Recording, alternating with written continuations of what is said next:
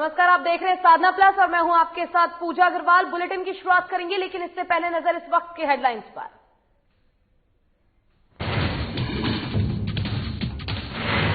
लातेहार में प्रभारी सीएम ने किया कोरोना वैक्सीनेशन टीके का शुभारंभ। पहले चरण में स्वास्थ्य कर्मियों को लगाया गया टीका। अभी तक 37 लोगों को ही लगा है टीका।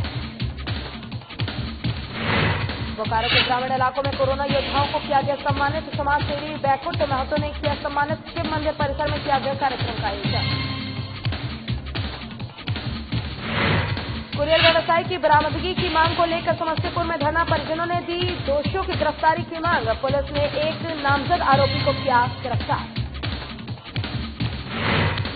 सुपौल में पैगाम ए इंसानियत मानवता संदेश कार्यक्रम आयोजित। काफी संख्या में लोगों ने लिया हिस्सा। बिहार के नामचीन शायर शंकर ने बांधा क्षमा।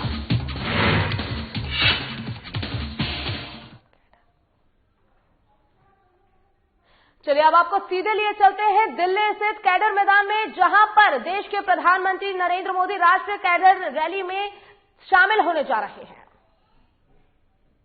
एंगेज रहना चाहिए। साथियों, मुझे ये भी बताया गया है कि जो एनसीसी डिजिटल प्लेटफॉर्म बनाया गया है, उसमें अभी तक 20,000 से ज्यादा कैडेट जुड़ चुके हैं। इन कैडेट्स ने अपने अनुभव, अपने आइडियाज शेयर करना शुरू भी कर दिया है। मुझे विश्वास है कि आप सभी इसी प्लेटफॉर्म का ज्यादा से ज्यादा उपयोग करेंगे। साथियों, राष्ट्रभक्ति और राष्ट्र सेवा के जिन मूल्यों को लेकर आप चले हैं, उनके लिए ये साल बहुत महत्वपूर्ण है।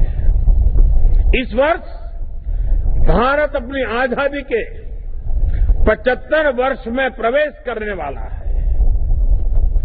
ये वर्ष नेताजी सुभाष चंद्र बोस की 125वीं जन्म जयंती का भी है।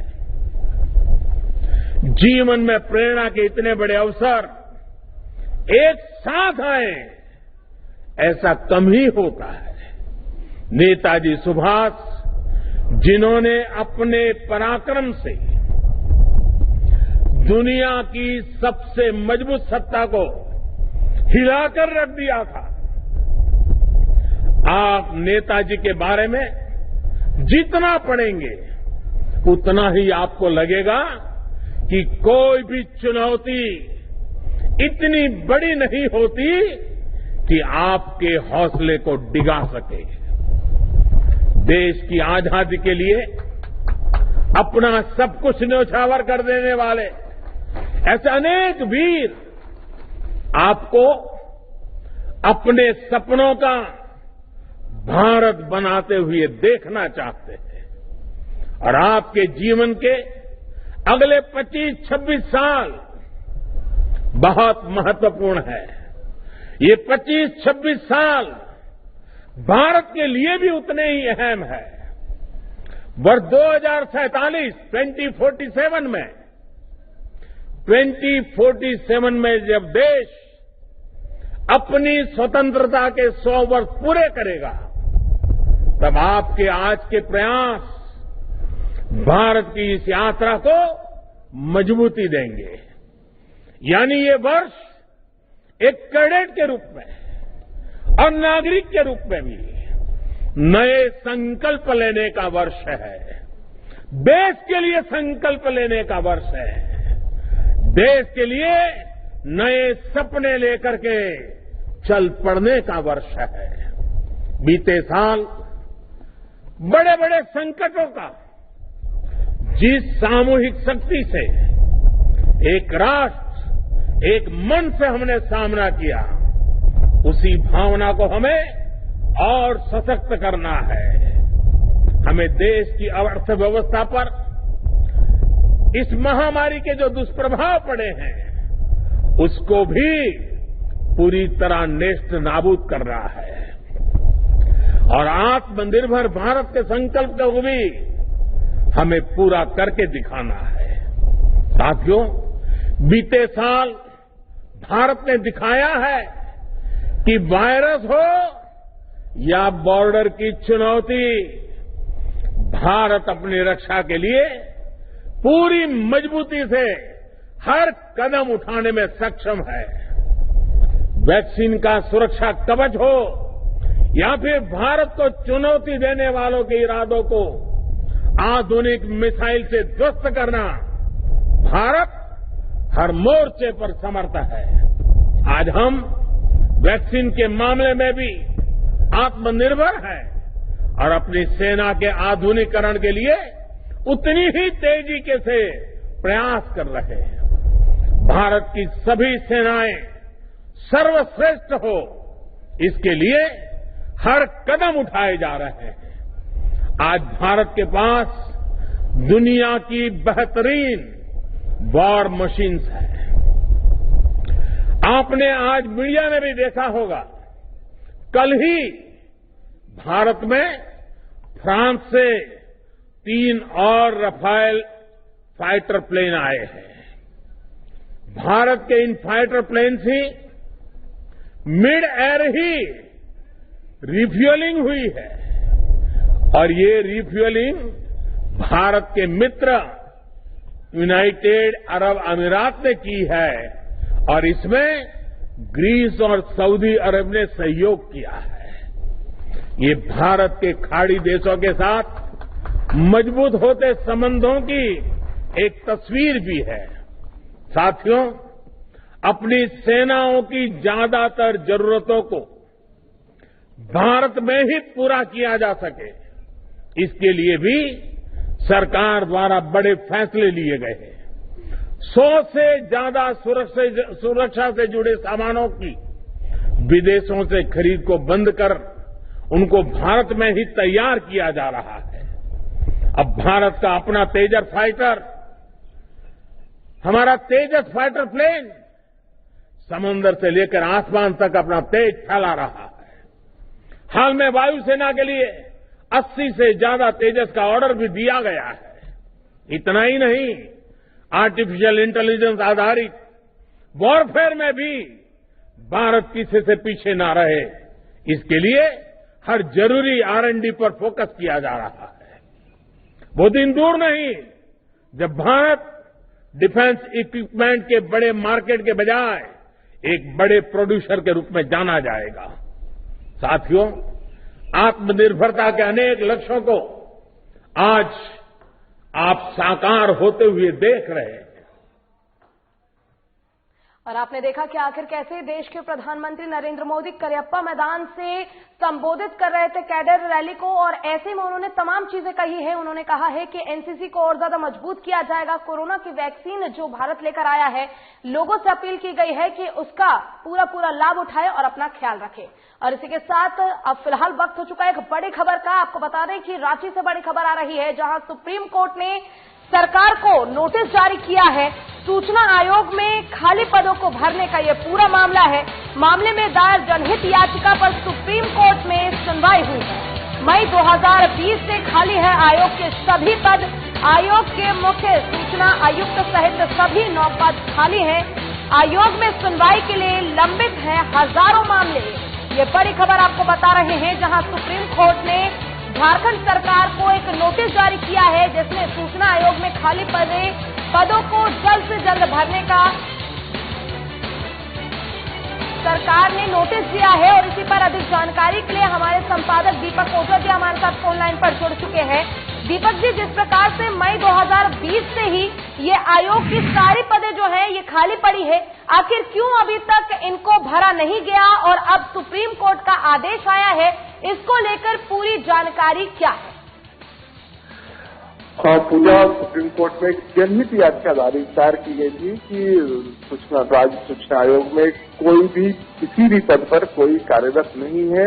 आपको बता दें कि मई 2020 से ही सभी पद खाली हैं। झारखंड राज्य सूचना आयोग में कुल मुख्य सूचना आयुक्त कुल 9 पद हैं, जिस पर फिलहाल कोई नहीं है।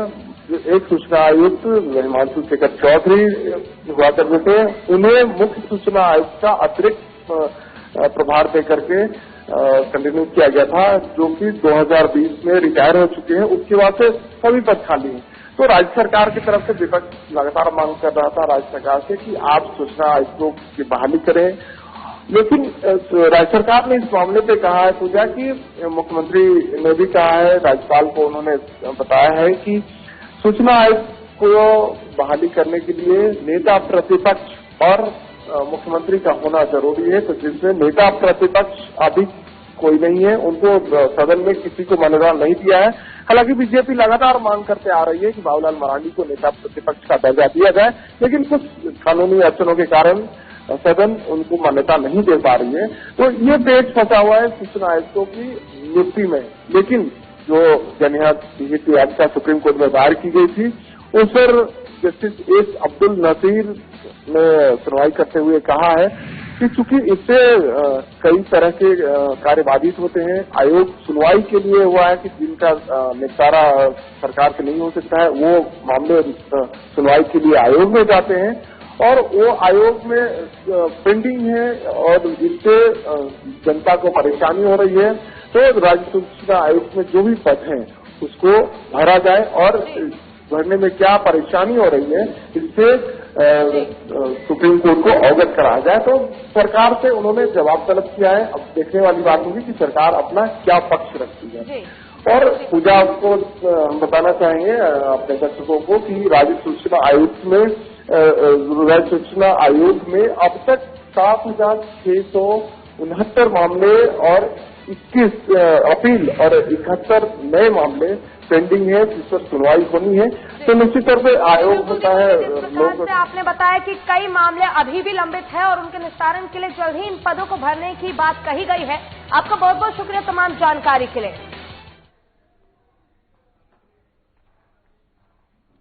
और आपको सीधे लिए चलते हैं रांची, जहां पर जेएमएम के प्रदेश कार्यालय में महासचिव, केंद्रीय महासचिव बैठक कर रही हैं कार्यकर्ताओं के साथ। चलिए आपको दिखाते हैं कि इस दौरान क्या कुछ मुद्दे हैं जिनको लेकर ये बैठक की जा रही है।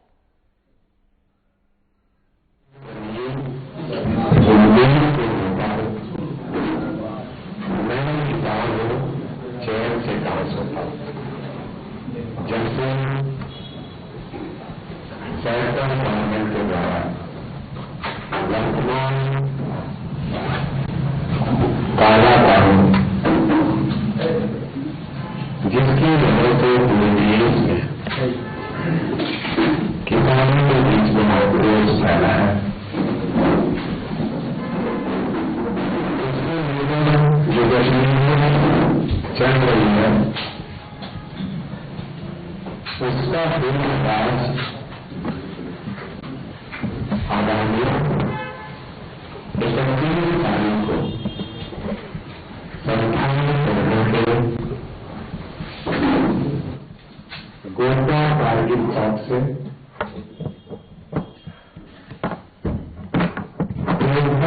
रोहिणी शहीद स्थल तक किसानों की ट्रैक्टर रैली का आह्वान किया गया है।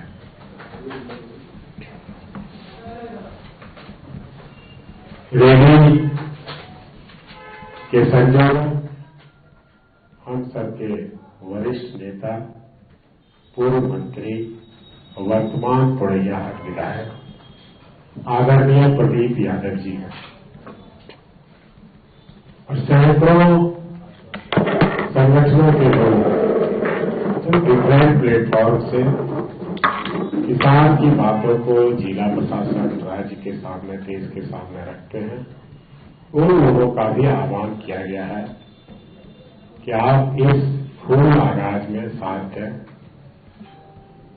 इस रैली को संबोधित करने मुख्य अतिथि प्रदेश कांग्रेस कमेटी के अध्यक्ष आदरणीय रामेश्वर उरांव साहब, आलमगीर आलम साहब, सत्यानंद भोक्ता साहब, तमाम पार्टी के विधायक, गठबंधन दल के नेता ये लोग शिरकत करेंगे, इससे आग्रह किया जा रहा है। और सभी किसान भाइयों से अपील की गई है कि हजारों की संख्या में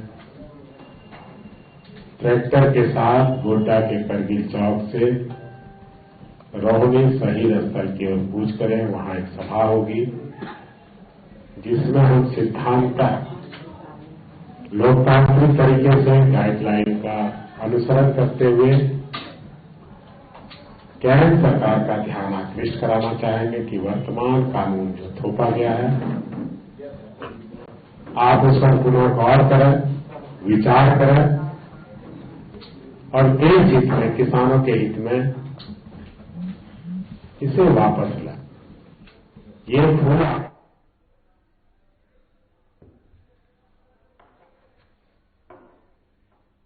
और फिलहाल वक्त एक छोटे से ब्रेक का। ब्रेक के बाद जल्द होंगे हाजिर।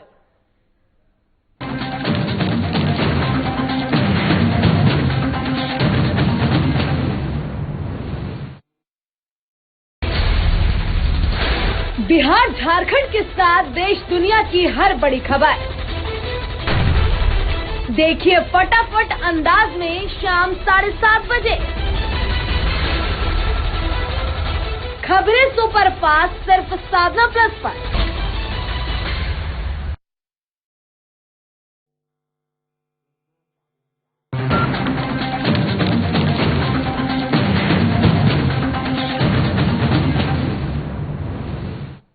और ब्रेक के बाद एक बार फिर से स्वागत है आपका। रुक करेंगे इस वक्त की बड़ी खबर की ओर। बता दें कि झारखंड मुक्ति मोर्चा के बंगाल चुनाव को लेकर आज से तैयारियां शुरू हो चुकी है। बंगाल के झारग्राम में जेएमएम के कार्यकर्ताओं के साथ आज आम सभा होगी।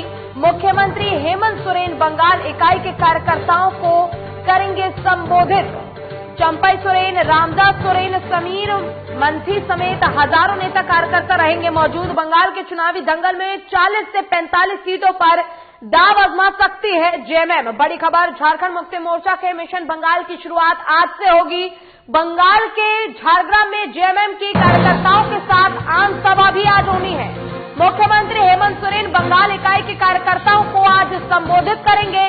चंपई सोरेन, रामदास सोरेन, समीर मंथाई समेत हजारों नेता कार्यकर्ता इस दौरान वहां पर मौजूद रहने वाले हैं। बंगाल के चुनावी दंगल में 40 से 45 सीटों पर दाव आजमाने की बात जेएमएम की तरफ से कही गई है, जिसको लेकर आज मुख्यमंत्री हेमंत सोरेन खुद बंगाल इकाई के कार्यकर्ताओं को संबोधित करने जा रहे हैं। इस दौरान चंपई सोरेन, रामदास सोरेन, समीर मंथाई समेत हजारों नेता कार्यकर्ता वहां मौजूद रहेंगे। बंगाल के झारग्राम में जेएमएम के कार्यकर्ताओं के साथ आम सभा आज होगी। और बता दें कि झारखंड मुक्ति मोर्चा के मिशन बंगाल की शुरुआत आज हो चुकी है, जिसके बाद बंगाल के चुनावी दंगल में 40 से 45 सीटों पर दाव आजमा सकती है जेएमएम।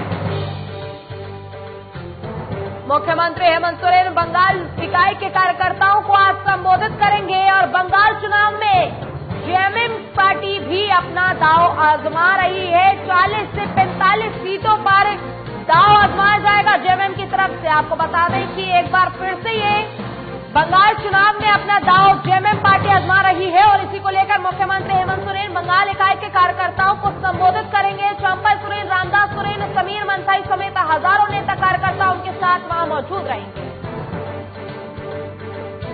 और इसी पर अधिक जानकारी के लिए हमारे साथ हमारे वरिष्ठ संवाददाता नवीन शर्मा जी लाइव जुड़ चुके हैं। नवीन, सबसे पहले तो आपसे जानना चाहेंगे, जिस प्रकार से जेएमएम पार्टी ने 40 से 45 सीटों पर चुनाव लड़ने का दाव किया है, इसको लेकर पूरी जानकारी क्या है, क्या कुछ ताजा अपडेट्स हैं?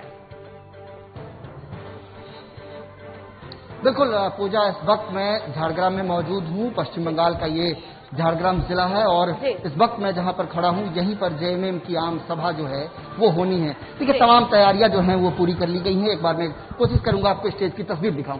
देखिए ये सामने जो बंगला में लिखा हुआ है विशाल आम सभा, और झारखंड मुक्ति मोर्चा की ये विशाल आम सभा आज झारग्राम में हो रही है।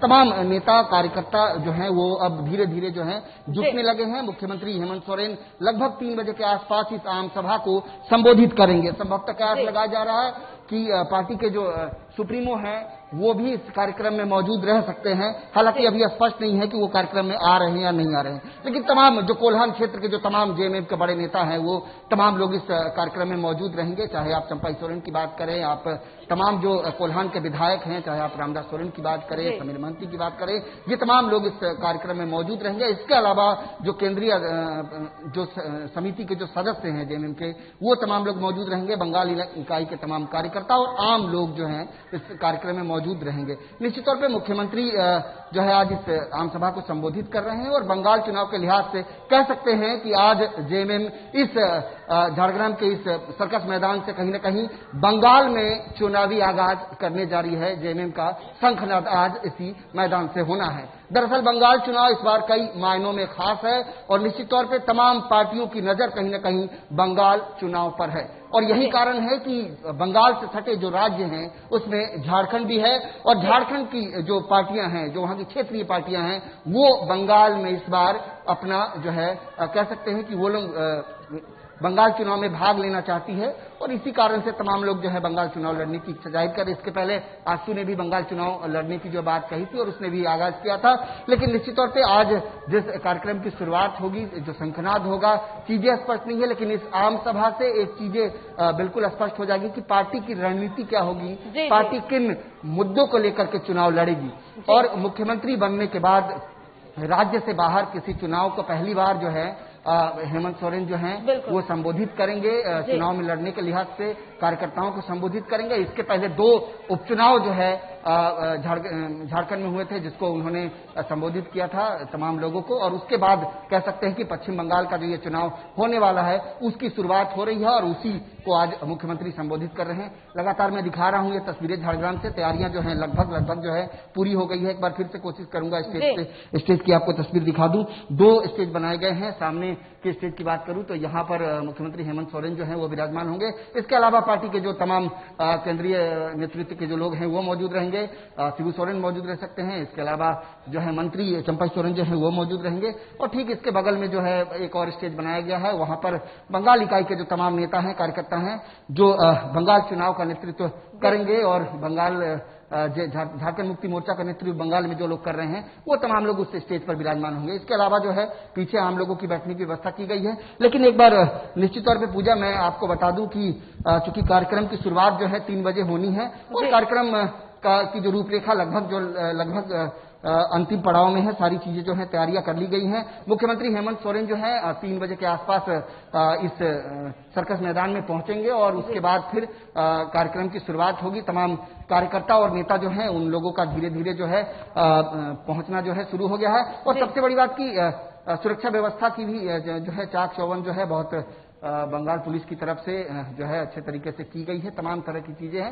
मुख्यमंत्री का कार्यक्रम है तो जो प्रोटोकॉल है वो उस प्रोटोकॉल को बंगाल प्रशासन के द्वारा जो है फॉलो किया जा रहा है और कोरोना गाइडलाइन के हिसाब से जिस तरीके से अभी कोरोना गाइडलाइन का पालन होना है, तमाम चीजों को मद्देनजर रखते हुए इस आम सभा की आयोजन की गई है और देखने वाली बात होगी कि इस आम सभा के बाद पार्टी क्या कुछ निर्णय लेती है, मुद्दे क्या होंगे। हालांकि लगातार इस बात का जेएमएम जिक्र करती रही है कि बृहद झारखंड के मुद्दे पर बंगाल में जेएमएम चुनाव लड़ेगी। हालांकि इसके अलावा और भी क्षेत्रीय पार्टियां हैं, उन्होंने भी आसू ने भी कहा था कि बृहद जो है झारखंड के चुनाव पर जो है मुद्दे पर ही जो है बंगाल में चुनाव लड़ेगी। तो तमाम चीजें हैं। सबसे बड़ी बात की बंगाल जो झारग्राम की अगर मैं बात करूं, झारग्राम में ही क्यों इस आम सभा को किया जा रहा है, तो अगर झारग्राम की बात करूं तो देखिए झारग्राम जो है झारखंड से बहुत सटा हुआ क्षेत्र है और ये जो कुछ जिले हैं, चाहे झारग्राम की बात करें, मेदिनीपुर की बात करें, बांकुड़ा की बात करें, पुरुलिया की बात करें, ये तमाम जो जिले हैं ये झारखंड से सटे हुए जिले हैं और इन क्षेत्र में झारखंड का जो एक रहन सहन, भाषा, बोली और जो है एक संस्कृति, कल्चर, ये कहीं ना कहीं झारखंड से बहुत ज्यादा मिलती जुलती है। तो कहीं ना कहीं इसी चीज के लिहाज से जेएमएम अपना जमीन तलाशने की कोशिश करेगी, लोगों के बीच जाएगी, भरोसा देगी। देखने वाली बात होगी कि मुद्दे इसके बाद क्या क्या होंगे, एजेंडे क्या होंगे, पार्टी कौन कौन सी रणनीति अपनाती है, क्या गठबंधन के तहत चुनावी मैदान में जाएगी या फिर पार्टी अकेले चुनाव लड़ेगी या फिर लगातार इस बात का भी जिक्र हो रहा है, कयास लगा जा रहा है कि टीएमसी के साथ भी जो है मुख्यमंत्री संपर्क कर सकते हैं। तमाम तरह की चीजें हैं। लेकिन सबसे बड़ी बात जेएमएम आज इसी ग्राउंड से, इसी सर्कस ग्राउंड से, झारग्राम से बंगाल चुनाव का जो है आगाज करने जा रही है, शंखनाद करने जा रही है। बिल्कुल पूजा, बिल्कुल नवीन, जिस प्रकार से आपने एक्सक्लूसिव तस्वीरें हमें दिखाई है झारग्राम की, किस प्रकार से सारी तैयारियां कर ली गई है, ऐसे में रणनीति तो एक सवाल है ही, लेकिन एक सवाल यह भी उठता है कि इससे पहले भी जेएमएम की तरफ से दांव खेला गया था। अब एक बार फिर से जेएमएम ने 40 से 45 सीटों पर दांव लगाया चुनाव लड़ने का। लेकिन ऐसे में एक सवाल यह भी उठता है कि जिस प्रकार से झारखंड के मुख्यमंत्री आप खुद वहां पर जाके सभा को संबोधित करेंगे। ऐसे में जो बंगाल के लोग हैं उन पर क्या प्रभाव पड़ेगा इस चीज का? देखिए, एक सीटों का कैलकुलेशन मोटा मोटी मैं अगर करूं पूजा, जी। तो देखिए तकरीबन 4 से 5 दर्जन ऐसी सीटें हैं जिन सीटों पर जेएमएम की नजर होगी। और ये जो सीटें हैं ये 4-5 जिलों की सीटें हैं, यानी 44 कह सकते हैं कि 40 से ये 45 सीटें हैं जो प्रभावित सीटें हैं। और कहीं ना कहीं इन सीटों पर झारखंड की जो संस्कृति, भाषा, वहां का रहन सहन और ये दोनों जगह की जो सीटें हैं बहुत आम है, बहुत ज्यादा मिलता जुलता है। कहीं ना कहीं बंगाल, जो प्रॉपर बंगाल की अगर बात करें, यानी कलकत्ता जो केंद्र है उसके आसपास की बंगाल की बात करें और अगर झारग्राम की बात करें तो इसमें बहुत ज्यादा अंतर हो जाता है। दो तरह की भाषा होती है, एक पतला बंगला यानी जो प्योर बंगला बोला जाता है, जो क्षेत्र कलकत्ता के आसपास का सटा हुआ जो क्षेत्र है लगभग, और झारखंड से सटा हुआ जो क्षेत्र है यहाँ पर मोटा बंगला बोला जाता है। तो ये जो क्षेत्र है, ये जो 40 से 45 सीटें हैं, इन सीटों पर मोटा बंगला बोलने वाले लोगों की संख्या है। और कहीं ना कहीं इन सीटों पर जो है झारखंड की जो एक संस्कृति है, एक जो कल्चर है, कह सकते हैं कि वो ये बहुत ज्यादा मिलता जुलता है। और ये एक कहीं ना कहीं एक इमोशनल ग्राउंड जरूर होगा झारखंड मुक्ति मोर्चा के लिए भी, कि जिसके तहत वो चुनाव लड़ेगी। बृहद झारखंड का जिक्र होता है, बृहद झारखंड की बात होती है, लेकिन क्या बृहद झारखंड के नाम पर झारखंड मुक्ति मोर्चा को लोग बंगाल में जगह दे पाएंगे क्या, ये बहुत बड़ी बात है। लेकिन देखिए, इसके पहले भी झारखंड मुक्ति मोर्चा यहाँ पर बंगाल में स्थानीय निकाय चुनाव लड़ती रही है, पंचायत चुनाव लड़ती रही है, और अब जो है विधानसभा चुनाव में भी इसके पहले भी उन्होंने हिस्सा लिया था। लेकिन इस बार का जो चुनाव है, यानी साल 2016 और साल 2021, तो यानी 16 से 21 में कितना ज्यादा पार्टी को जो है एक विश्वास मिलता है। लेकिन सबसे बड़ी बात, आत्मबल निश्चित तौर पे जेएमएम में होगा। वर्तमान में झारखंड में उनकी सरकार है, तो कार्यकर्ताओं में, पार्टी के नेतृत्वकर्ताओं में निश्चित तौर पे एक आत्मविश्वास होगा। और उसी आत्मविश्वास के बल पर और तमाम मुद्दों को लेकर के जो है बंगाल में एक जमीन तलाशने की कोशिश झारखंड मुक्ति मोर्चा की जरूर होगी। और लगातार इसी चीज को लेकर के जो है इसके बाद जो आगे की तैयारियां होगी वो पार्टी करेगी, और भी कई कार्यक्रम की आगाज जो है वो हो सकते हैं। बिल्कुल नवीन, आपका बहुत बहुत शुक्रिया ये तमाम तस्वीरें दिखाने के लिए और हमें तमाम जानकारी देने के लिए। ऐसे में अब 3 बजे जब मुख्यमंत्री हेमंत सोरेन सभा को संबोधित करेंगे, इस दौरान काफी चीजें साफ हो जाएंगी। लेकिन उसके बाद अब ये सारी जानकारी हमने आप तक पहुंचाई है और फिलहाल इस बुलेटिन में बस इतना ही। खबरों का सिलसिला लगातार आगे भी जारी है। आप देखते रहिए साधना प्लस। नमस्कार।